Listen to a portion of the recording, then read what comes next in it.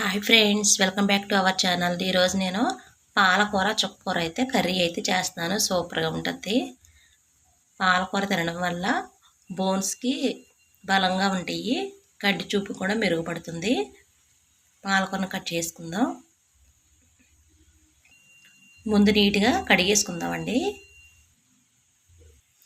First వీటిలో ఉన్న waste అయితే తీసేయాలి. గడ్డి పరకలు అవి ఉంటాయండి, అవి మొత్తం తీసేసి ముందు చూసుకోవాలి.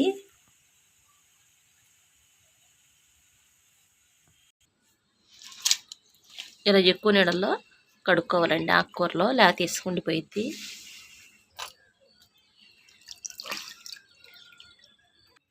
వీటిని చిన్న చిన్న ముక్కలుగా అయితే కట్ చేసుకోవాలి. ఈ విధంగా చిన్న చిన్న ముక్కలుగా అయితే కట్ చేసుకోవాలండి. స్టవ్ ఆన్ చేసి గిన్నె పెట్టుకుని దాంట్లో 2 స్పూన్స్ ఆయిల్ వేసుకోవాలి. పచ్చనపప్పు, ఆవాలు, జీలకర్ర, ఎండుమిరపకాయ ఒకటి అలా తుంచేసి వేసుకోండి. కట్ చేసి ఉంచుకున్న ఒక ఉల్లిపాయ వేసేసుకోవాలి.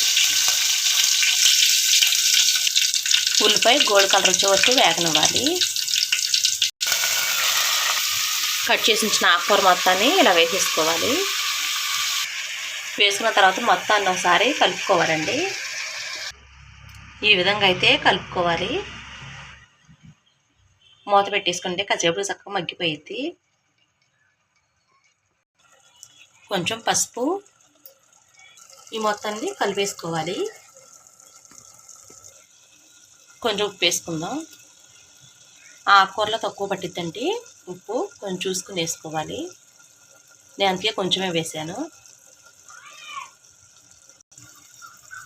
నేను కట్ చేస్తే ఆకుకూర ప్లేట్ నిండా అయిందండి. ఇప్పుడు చూడండి ఎంత కొంచెం అయిందా కూర. లాస్ట్ గిన్నెలోకి కూడా వచ్చేదట్లేదు. కర్రీ అయితే కొంచెం వాటర్ నీయండి, వాటర్ మొత్తం ఎగిరిపోనివ్వాలి. చాలా టేస్టీగా ఉండిద్దండి. ఒకసారి కలిపేసుకుందాం కర్రీని.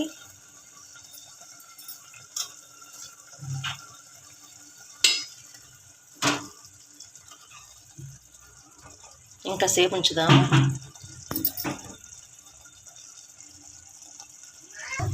దీనిలో కొంచెం కారం వేసుకోవాలి. కర్రీని ఒకసారి ఇలా కలిపేసుకోవాలి.